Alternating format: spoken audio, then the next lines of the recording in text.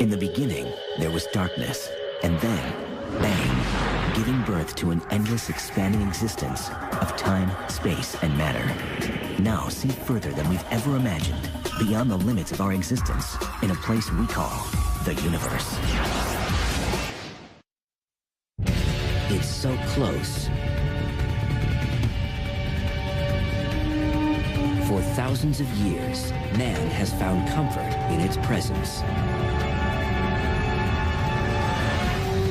It's been a beacon for nocturnal travelers, a timekeeper for farmers, and a location finder for sailors at sea. For some cultures, it's even been a god. It's the only cosmic body ever visited by human beings, and today, NASA is planning a permanent outpost there. But how did it get there in the first place? How did the moon come to be? The answer is more astounding and spectacular than most residents of Earth have ever imagined.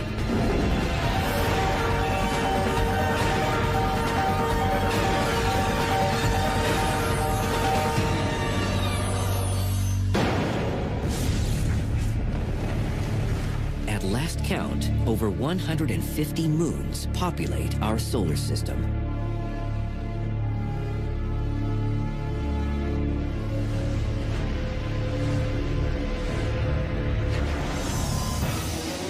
Neptune claims 13 of them.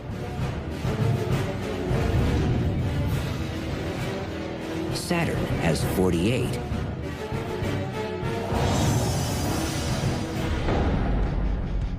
And Jupiter hosts an astounding 62.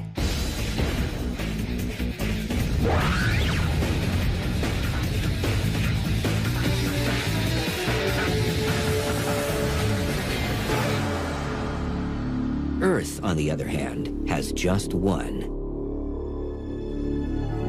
But it's a special one. Our moon, Luna, as the Romans named it, is remarkable in its size. It is by no means the largest moon in the solar system. Several others are bigger. One of Saturn's moons, Titan, for instance, is twice the size. But our moon is the largest in relation to its host planet. It's a quarter the size of the Earth. It's really big compared to the Earth. If you look through a telescope at the Earth from a distance, you'd see the Earth and this other big thing. If you look at Jupiter or any other planet, you got the big planet and then little tiny moons right next to it. So our moon is so much bigger, and it's the only one of the now 8 planets that has that situation.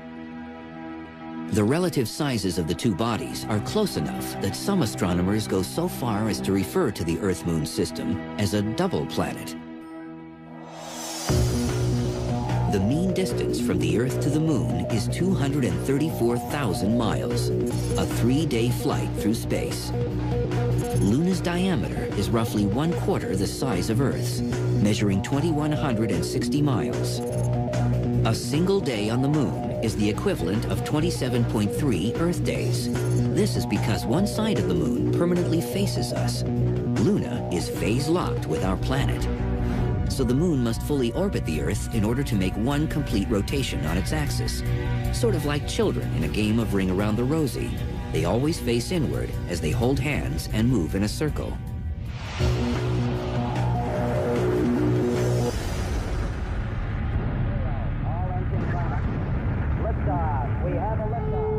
Yet as closely related as the Moon is to our Earth, it would only take a brief visit to Luna to make it quite clear that it is in fact a very different world from our planet.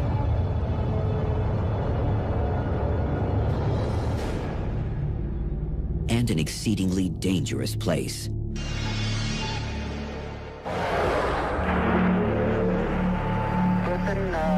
Tranquility Base here. The Eagle has landed.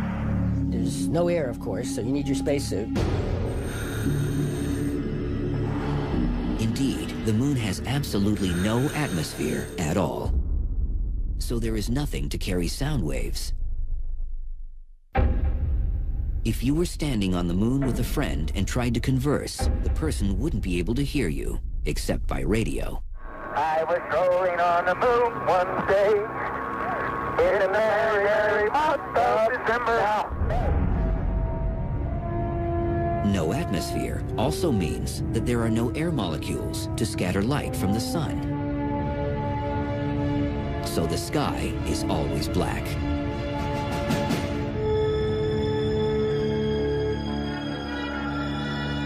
And the landscape does little to help brighten the scene. Kind of monochromatic, you know, not much color there. The rocks are mostly gray-brown colors. It's maybe a little warmer tone in one direction, maybe toward the sun, and cooler tones, grayer tones looking in other directions, but not so colorful. Extreme temperatures would also add to the unpleasantness of a visit. The swings between hot and cold are brutal, from 270 degrees above zero at midday to 240 degrees below zero at night.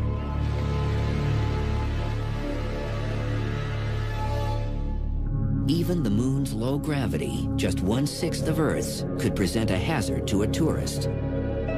A reality the Apollo astronauts kept at the tops of their minds during their many moonwalks. But they realized that beyond the thickness of their visor in their spacesuit was death.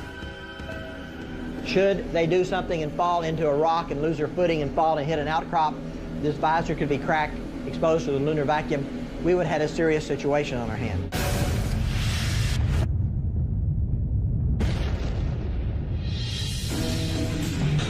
But while a spacesuit could protect lunar tourists against the vacuum of space, a lack of oxygen, temperature extremes, and lethal solar radiation, a potential hazard a spacesuit would do little to protect against is high-velocity micrometeorites. They pummel the lunar surface frequently. Tiny meteorites, the little ones that burn up in our atmosphere and make shooting stars, there's no atmosphere on the moon, they're coming right down hitting the surface. They pulverize the lunar surface, generating a dusty blanket of gravel-like material called regolith. Dr. Amanda Hendricks studies the moon at NASA's Jet Propulsion Laboratory. This plant here is kind of a regolith factory. It's ground-up rock is what it is. The timescales at this gravel mill are a lot faster. Here, it's made in less than an hour. But on the moon, it is the result of more than 4 billion years of bombardment by meteoroids and micrometeoroids raining in on the surface and breaking up the rock. Like the product of this gravel mill, lunar regolith has formed in a variety of grain sizes, from large rocks to fine dust. This very fine dust is familiar to us from Apollo images that were seen of astronauts' footprints in the dust. It's very fine, and so fine, in fact, that the astronauts had problems with it, sticking to their spacesuits, getting into the equipment, and it can end up causing a bit of a problem. Really big meteorites have also hit the moon in the past. In fact, these massive impacts are responsible for the dark circular regions on the lunar surface. The shapes that to many observers seem to be arranged like the eyes, nose, and mouth of a human face. They make up the illusion of the man on the moon.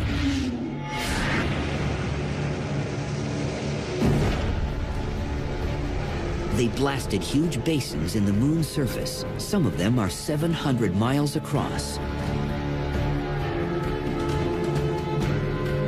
Dark lava eventually burst through at the impact points and flooded the basins.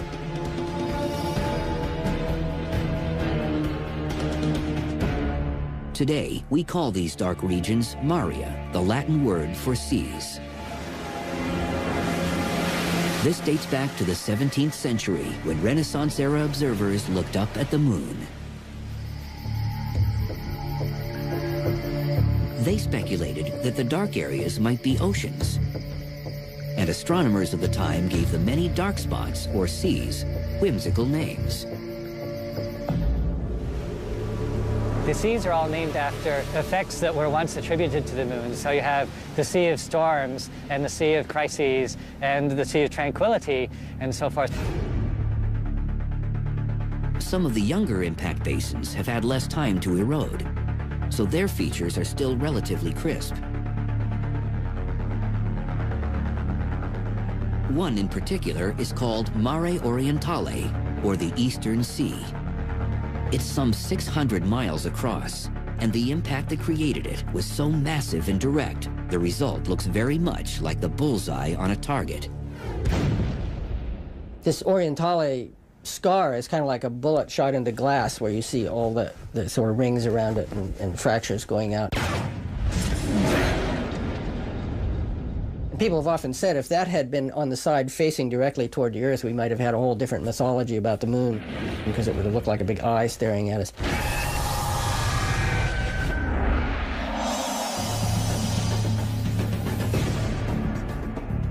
Three concentric rings of mountain ranges surround Mare Orientale, and some of the peaks rise to several thousand feet. They're all effects of the monster impact.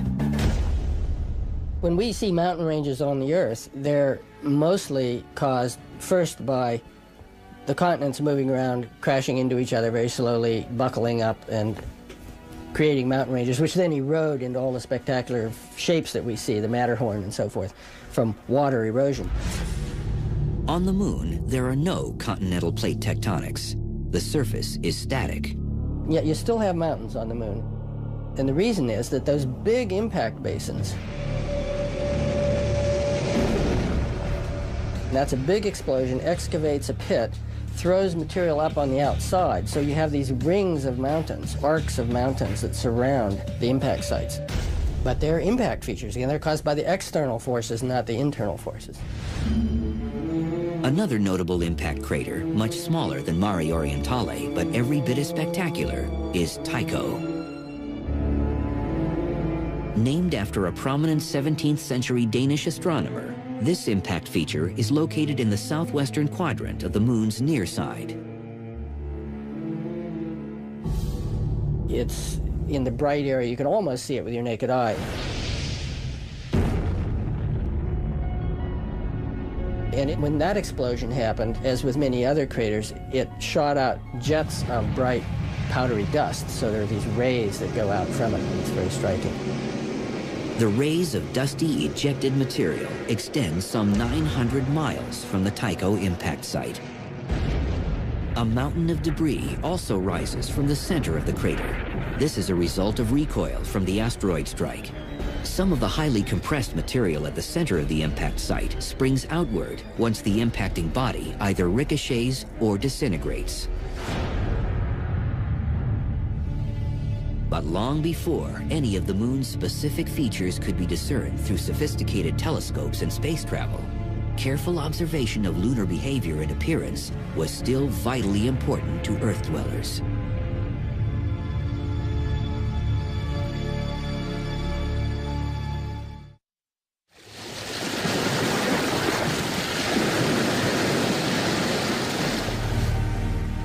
For 15,000 years at least, man revered the moon as a source of light, as a navigational guide, as a reference in agricultural pursuits, and most of all, as a convenient timekeeper.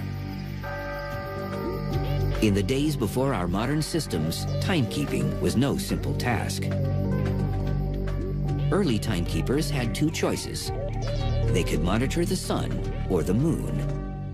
If you think about trying to keep track of dates, if you use a solar calendar like we do nowadays, there are 365 days in a year, and that's an awful lot of days to keep track of. And it's not something that the ordinary person can do very well.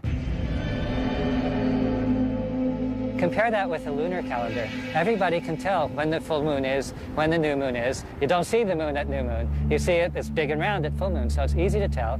There are only 28 to 29 days in a lunar cycle, so it's easy to count them. And so most societies actually start out with a lunar calendar. Early observers of the moon also recognized that our planetary neighbor has a very real physical effect on the Earth itself. The moon is responsible for the rise and fall of our ocean tides. If we think of the moon as being this tennis ball and the Earth as being this football, okay, the tides are caused by the moon's gravitational attraction. So it's obvious, okay, so the moon kind of pulls the Earth's water towards it.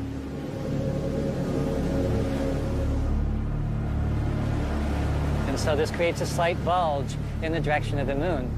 What's less obvious is there's also a bulge in the direction away from the moon. So there's, in fact, 2 high tides every day. The other high tide you can think of as being caused by the Earth's centripetal force. The Earth and the moon are both rotating around, and that causes the water on the far side to also move out. An extreme illustration of the difference between high and low tides can be found along the shore of Canada's Bay of Fundy. The water level from high tide to low tide drops an astounding 55 feet. For some forms of life on Earth, the advance and retreat of the tides creates useful habitats.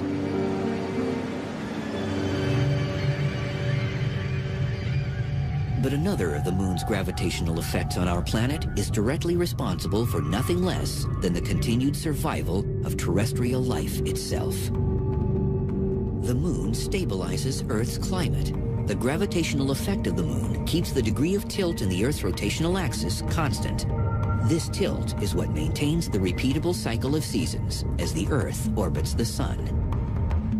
If we didn't have the moon, or if we had a much smaller moon, for example, then you can mathematically show that the tilt of our North Pole would vary widely, with that angle going from, say, 0 to 90 degrees. Currently, it's 23.5 degrees. And it would actually vary chaotically. And so the moon has played an important role in the stability of our axis of rotation of our planet, and therefore in our climate. Over the millennia, with the moon's prominent and constant presence in our night sky, men ultimately began to speculate on its origin. How did it form? How did the moon come to be? In 455 BCE, the Greek scholar Anaxagoras theorized that the moon was simply a rock that was flung off by the Earth. Most of his contemporaries, on the other hand, were convinced that the moon was a god, or maybe a huge ball of fire. So Anaxagoras' notion did not get much traction. Quiet speculation no doubt continued, but no hard information about the moon came until 1609. When Italian astronomer Galileo Galilei pointed one of the first telescopes at the moon and recognized that he was looking at a landscape, the terrain of another world. When you look at the moon through a telescope, it looks completely different from the way it looks to the naked eye. Instead of looking flat the way it does to the naked eye, it really looks round, and you can see the shadows, you can see all these craters that the naked eye does not see, and it just immediately looks like a world. It jumps out at you into 3 dimensions. Galileo made detailed drawings of the small planet's surface and established once and for all that the moon is a solid world, not a god or a fireball. But the groundbreaking astronomer never publicly speculated on the moon's origin, primarily because his interests soon moved to other planets. Not until 1873 did the first science-based theory regarding the origin of the moon publicly emerge. It sprang from the mind of a talented French astronomer named Edward Roche. Roche advocated what's called the co-accretion theory, which says that basically Earth and the moon grew up at the same time out of the same materials. In Roche's day, many scientists began to believe that the planets might have formed from hot condensing clouds of gas. It gradually contracted and cooled, and as it contracted, it would separate out rings of gas. So you'd have a ring of gas here, a ring here, and so forth. And these rings of gas would then eventually coalesce and form the planets. Roche saw the Earth and the Moon as a solar system in miniature. His idea was that the Earth starts out as a ball of gas and then cools and contracts and sheds a ring of gas that then itself coalesces and forms the Moon.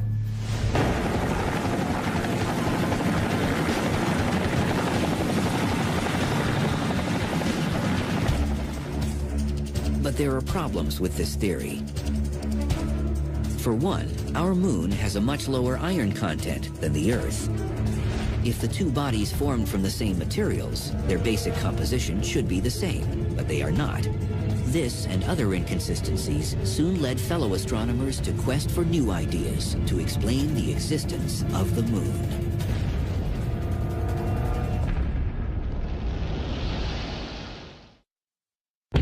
In the last third of the 19th century, advanced theories about the origin of the moon started to emerge.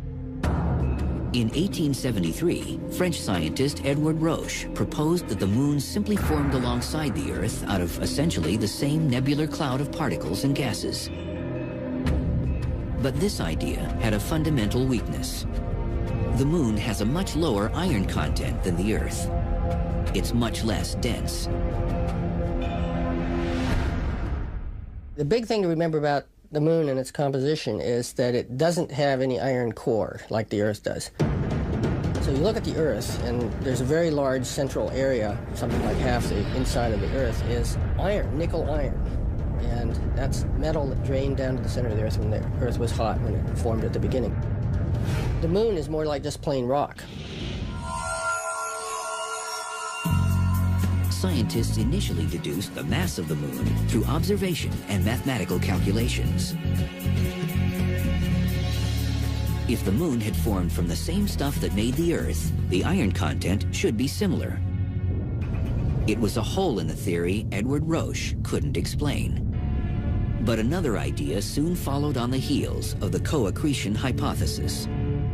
In 1878, George Darwin announced his fission theory of lunar origin.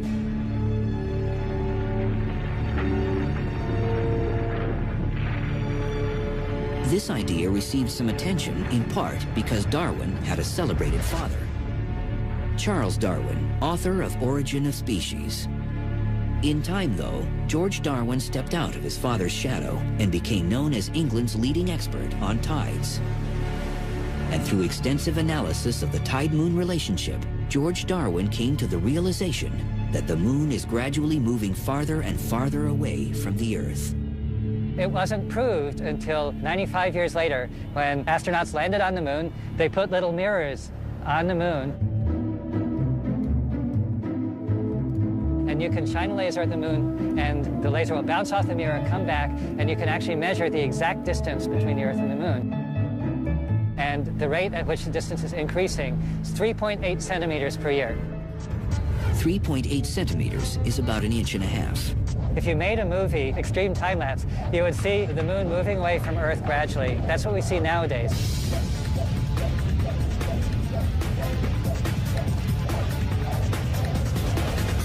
Darwin began to consider what would happen if you reversed the process, if you ran the movie backwards.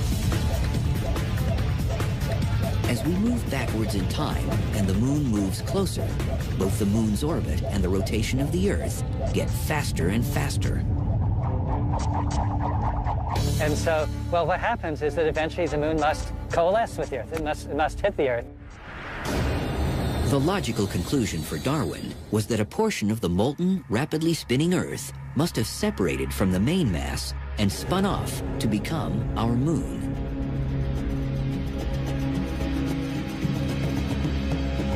He immediately began work on mathematical calculations to reverse the trajectory of the moon all the way back to the Earth.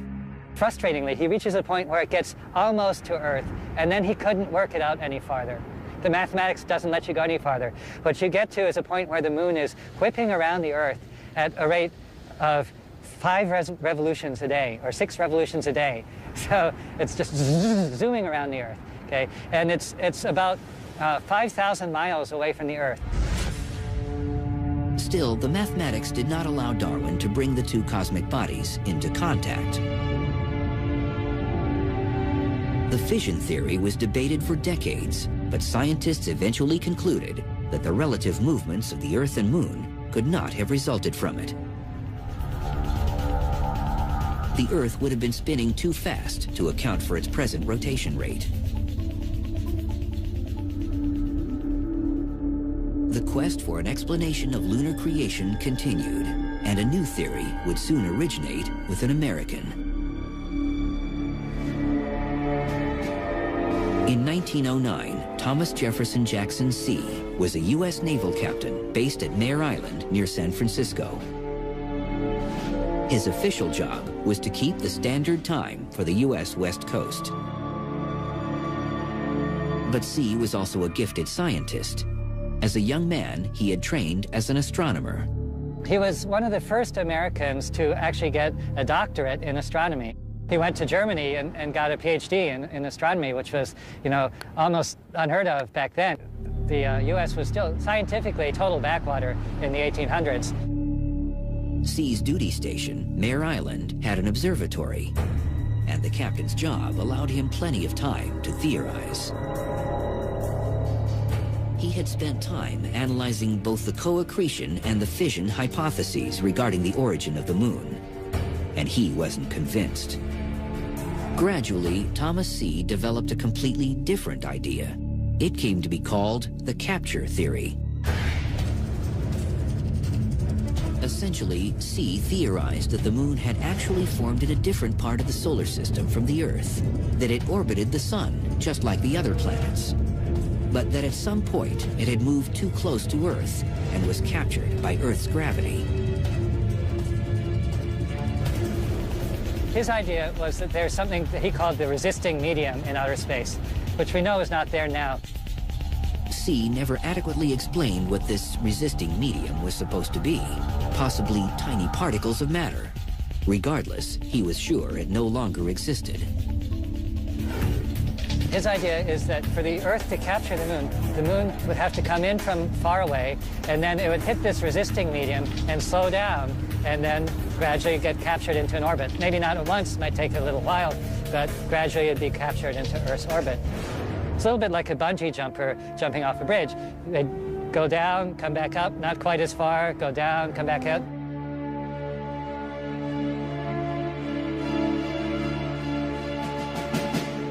And eventually they'd settle down at the bottom.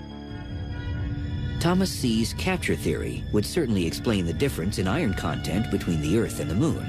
If the moon formed elsewhere, its composition could be very different. On the other hand, the notion that Earth's gravity could capture and retain such a large object was unlikely, since there is no obvious resisting medium to slow down an object as big as the moon. All three theories had significant weaknesses. The origin of the moon remained a mystery.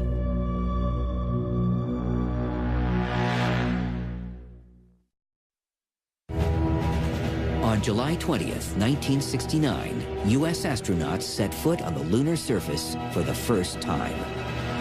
That's one small step for man, one giant leap for mankind. They had landed their lunar module on the hardened lava plain known as the Sea of Tranquility. And mission pilot Buzz Aldrin described the view as magnificent desolation. Beautiful view. Isn't that something? Magnificent sight out here. The astronauts brought back 48 pounds of moon rocks and dusty soil, or regolith.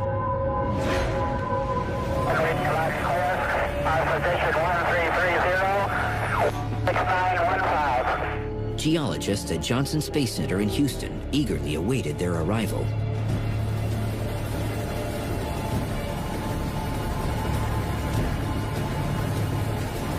The excitement when samples first came back was just electric. I mean, it was just incredible. Nobody really knew quite what to expect.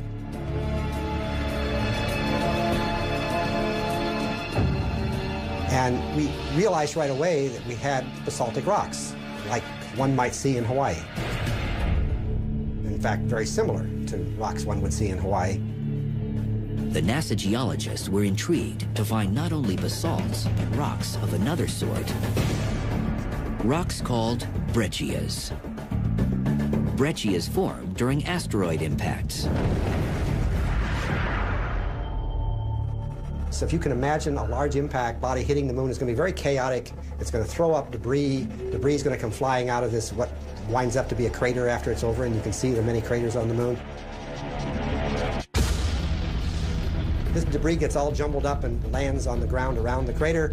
and then it gets compacted with the heat generated by the crater and gets turned into rocks that look very chaotic. You see all sorts of pieces in the rock of different sizes, different shapes, all pieces of the rock that were in the area that the impacting body impacted. We had just not seen anything like this on Earth. The moon rocks soon began to tell a fascinating tale. First, the rocks and soil samples contained particles, indicating that the moon must have been covered by a deep ocean of lava after it formed. This notion was reinforced by the discovery that the rocks were lacking significantly in what scientists call volatile elements. Volatile elements are those that can evaporate easily and therefore be lost when you heat up a rock. And some examples of volatile elements include water or potassium, for example. And if you compare the bulk Earth rocks to lunar rocks, you find that the lunar rocks are extremely parched. It's as if they've been heated and they've lost a lot of their volatile elements. But along with these stark contrasts, the lunar samples also revealed at least one astonishing similarity between the lunar surface and rocks and soil from Earth.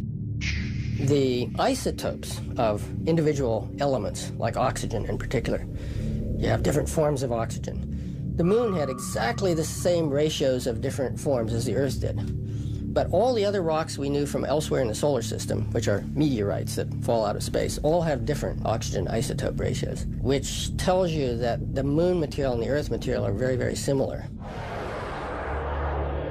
In the end, the lunar samples had supplied a wealth of hard evidence regarding the geological makeup of the moon. But astronomers trying to understand the moon's origin were still left with a puzzle.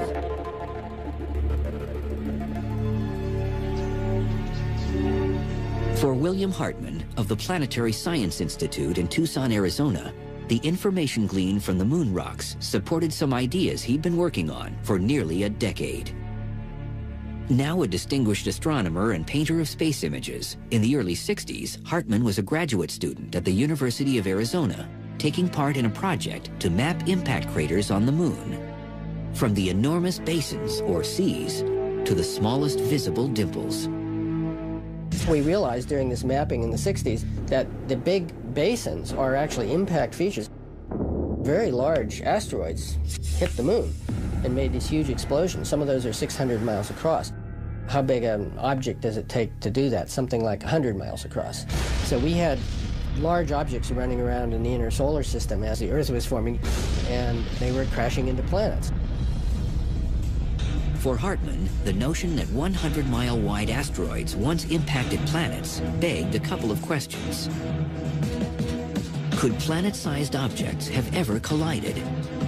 And could that have something to do with the formation of the moon? By 1972, Hartman and fellow Tucson astronomer Don Davis had created a computer program to help them explore these ideas. The program made a rough attempt to simulate the accretion process in the early solar system. The astronomers wanted to see if any other planetary bodies formed near the Earth that could have crashed into it. The idea was, if there was some other body there and it finally crashes into the Earth and blows off all this crustal material from the Earth, as well as from the impactor itself, maybe the moon could form out of that. Sure enough, the simulation showed that a second planet could have formed in the Earth's accretion zone, one about the size of Mars. It wasn't the moon, because it had formed from the same elements as the Earth and should therefore have had the same iron core and heavy density as the Earth. The moon, of course, does not. That was evidence enough for Hartman to formulate a new fourth hypothesis. It came to be called the giant impact theory.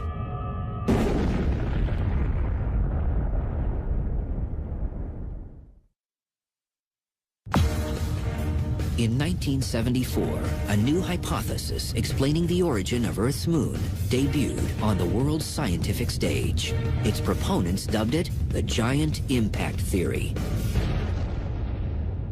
The basic idea is that about 4.5 billion years ago, Earth collided with an object roughly the size of the current planet Mars. a very large collision, and it started the Earth spinning. It's what gave us our current 24-hour day, we believe. And this collision was so massive that it launched material into orbit around the Earth, and it's from that material that we believe the moon later coalesced.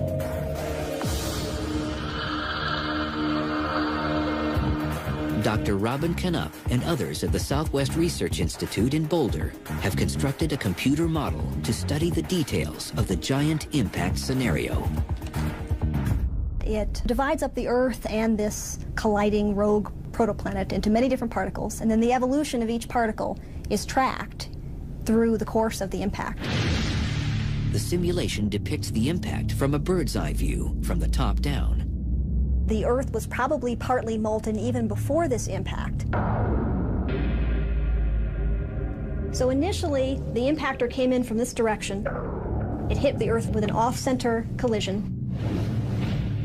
And you can see the impactor has been stretched out into this long arm of material right here. Scientists believe the upper layers of the Earth became completely molten following the impact. The collision starts the Earth rotating. And you can also see that the collision has substantially distorted the shape of the Earth itself. After a couple hours, we see that this arm of impactor material has coalesced gravitationally into two large clumps. The inner clump of the impactor material is actually composed overwhelmingly of the impactor's core, so that when this inner clump recollides with the Earth, which happens right there, the vast majority of the iron that came in with the impactor is actually accumulated by the Earth.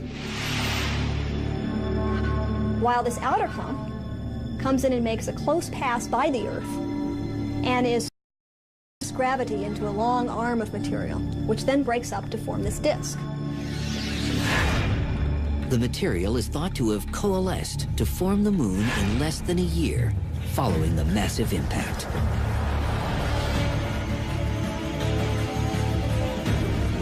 There is no sign of this impact on the Earth today, because at the time, our planet had only developed to about 90% of its current size. The remaining 10% would accumulate from later, much smaller impacts. Also, the Earth's own gravity had a reshaping effect. Within a day after the impact, the Earth had reassumed a basically spherical shape, and any depression that the impact caused would have been smoothed over. Giant impact theory originator Bill Hartman presented his hypothesis at a scientific conference in 1974. But it received little attention for nearly a decade. Interest in the moon dropped off sharply at the end of the Apollo missions. Beautiful. Very clear. Very quiet ride. Finally, at a lunar conference in Hawaii in 1984, 12 years after the last moonshot, the world's foremost astronomers reached a consensus. The giant impact theory was the most acceptable explanation to date for the origin of the moon. I think there's still some people who say, okay, it's not really proven yet, but it's what I would call the default theory. If you look at any textbook of planetary science or geology, it's just the theory that's accepted. And there are certain small discrepancies which have yet to be explained, but by and large, it works.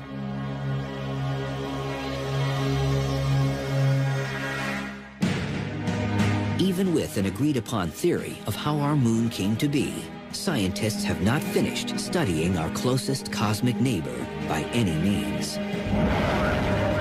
In fact, talk of returning to the lunar surface with a permanent manned outpost has recently emanated from the White House and NASA headquarters. Score just steered out the window. Sequence good, everything go. Such a base could provide a place to train astronauts to live in space long-term, as well as provide a more efficient launch point for eventual missions to Mars.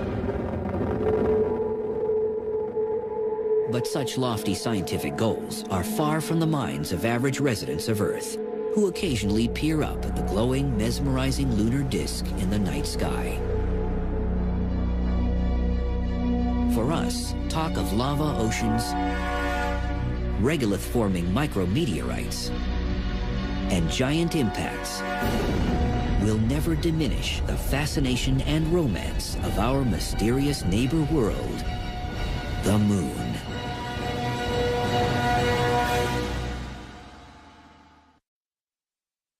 In the beginning, there was darkness, and then, bang, giving birth to an endless expanding existence of time, space, and matter. Now see further than we've ever imagined, beyond the limits of our existence, in a place we call the universe. It's so close. For thousands of years, man has found comfort in its presence. It's been a beacon for nocturnal travelers, a timekeeper for farmers, and a location finder for sailors at sea. For some cultures, it's even been a god. It's the only cosmic body ever visited by human beings, and today, NASA is planning a permanent outpost there. But how did it get there in the first place? How did the Moon come to be? The answer is more astounding and spectacular than most residents of Earth have ever imagined.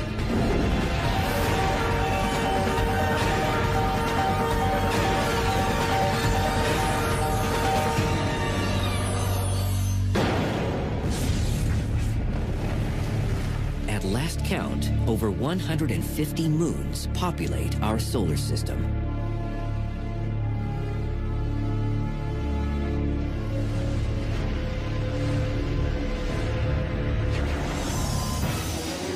Neptune claims 13 of them.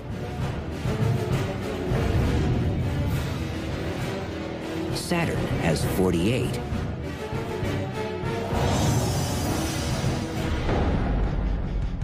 And Jupiter hosts an astounding 62.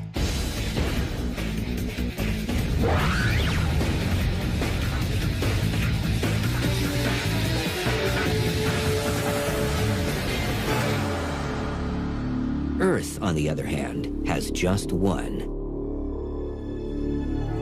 But it's a special one.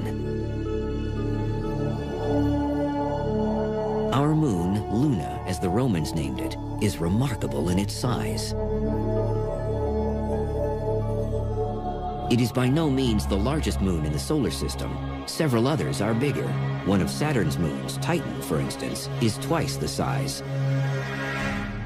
But our moon is the largest in relation to its host planet. It's a quarter the size of the Earth. It's really big compared to the Earth. If you look through a telescope at the Earth from a distance, you'd see the Earth and this other big thing. If you look at Jupiter or any other planet, you got the big planet and then little tiny moons right next to it. So our moon is so much bigger, and it's the only one of the now 8 planets that has that situation. The relative sizes of the two bodies are close enough that some astronomers go so far as to refer to the Earth-Moon system as a double planet. The mean distance from the Earth to the Moon is 234,000 miles, a 3-day flight through space. Luna's diameter is roughly 1/4 the size of Earth's, measuring 2,160 miles. A single day on the Moon is the equivalent of 27.3 Earth days. This is because one side of the Moon permanently faces us. Luna is phase-locked with our planet. So the Moon must fully orbit the Earth in order to make one complete rotation on its axis. Sort of like children in a game of Ring Around the Rosie. They always face inward as they hold hands and move in a circle.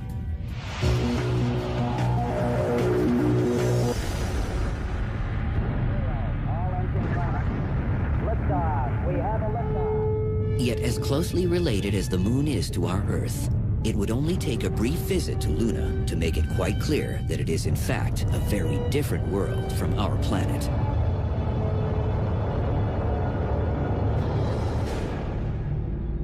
And an exceedingly dangerous place.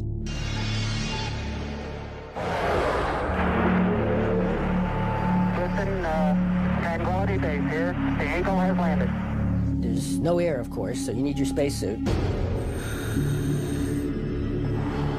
Indeed, the moon has absolutely no atmosphere at all. So there is nothing to carry sound waves. If you were standing on the moon with a friend and tried to converse, the person wouldn't be able to hear you, except by radio. I was strolling on the moon one day in the merry month of December. No atmosphere also means that there are no air molecules to scatter light from the sun. So the sky is always black.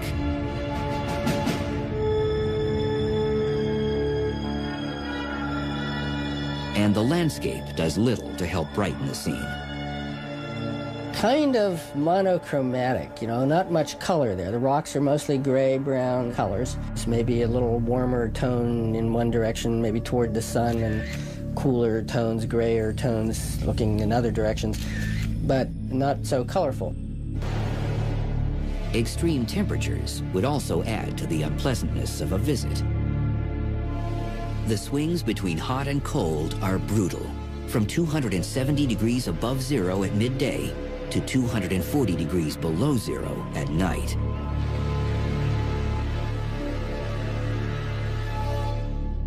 Even the moon's low gravity, just 1/6 of Earth's, could present a hazard to a tourist. A reality the Apollo astronauts kept at the tops of their minds during their many moonwalks. But they realized that beyond the thickness of their visor in their spacesuit was death. Should they do something and fall into a rock and lose their footing and fall and hit an outcrop, this visor could be cracked, exposed to the lunar vacuum. We would have had a serious situation on our hands.